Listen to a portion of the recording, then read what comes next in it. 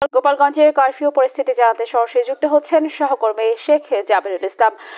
জাবিরুল, আপনি আমাদের জানাবেন শহরের বর্তমান পরিস্থিতি কেমন দেখছেন কারফিউর পরিস্থিতি, সেই সাথে সংঘর্ষের ঘটনায় মামলা ও গ্রেফতার নিয়ে কি বলছেন প্রশাসন?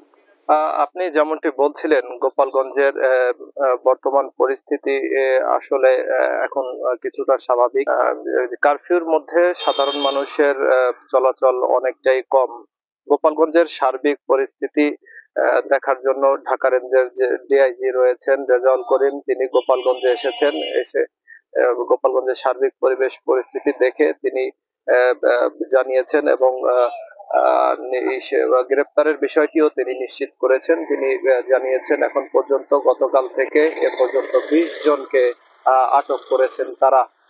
আর গতকালকে যে একটু বিষয়টি বলে রাখি, সেটা হলো গতকালকে এনসিপির কেন্দ্রীয় নেতৃবৃন্দ পথযাত্রা শেষে স্থানীয় আওয়ামী সমর্থকদের সাথে সেনাবাহিনী এবং পুলিশের ব্যাপক সংঘর্ষ হয় এবং এতে 20 জনের অধিক গুলিবিদ্ধ হয়েছে।